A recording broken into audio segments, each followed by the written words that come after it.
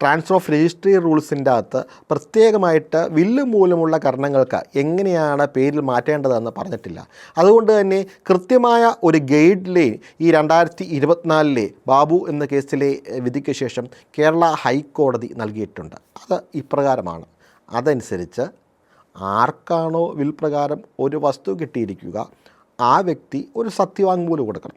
ആ സത്യവാങ്മൂലത്തിൽ ആ എഴുതിയ വിൽപ്പത്ര കർത്താവിൻ്റെ അവസാനമില്ലാണെന്ന് പറയണം. മാത്രമല്ല അദ്ദേഹത്തിൻ്റെ അവകാശികൾ ആരായിരുന്നെങ്കിലുമൊക്കെ പറയണം. തങ്ങൾക്കത് കിട്ടിയിട്ടുണ്ടെങ്കിൽ അത് കിട്ടിയിട്ടുണ്ടെന്ന കാര്യം പറയണം.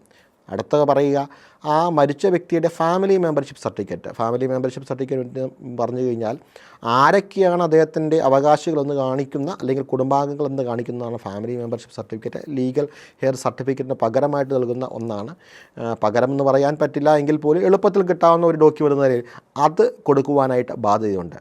മൂന്നാമതായിട്ട് ഗൈഡ് ലൈൻ പറയുന്നത് മറ്റൊന്നാണ്. അത് ഇങ്ങനെയാണ്: വിൽപ്പത്രത്തിൻ്റെ അവകാശികൾ ആരൊക്കെയാണ് ഈ അഫിഡവിറ്റിൽ പറഞ്ഞിരിക്കുന്ന അവകാശികൾ, അവർക്കെല്ലാം നോട്ടീസ് അയക്കണമെന്നാണ് പറഞ്ഞിരിക്കുക.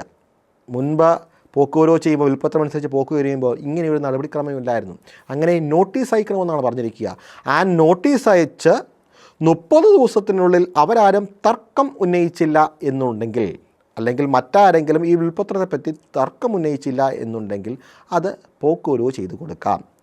ഇനി ഈ നോട്ടീസ് കിട്ടിയ ശേഷം തങ്ങൾക്ക് കുഴപ്പമില്ല എന്ന് പറഞ്ഞുകൊണ്ട് ഇങ്ങനെ പേരിൽ കൂട്ടി കൊടുക്കുന്നതിന് പറഞ്ഞതിന് കുഴപ്പമില്ല എന്ന് പറഞ്ഞുകൊണ്ട് അവരെന്തെങ്കിലും അപേക്ഷ കൊടുക്കുകയോ അല്ലെങ്കിൽ സത്യവാങ്മൂലം നൽകുകയോ ചെയ്താൽ അതും പോക്കുവരവ് ചെയ്ത് കൊടുക്കാം.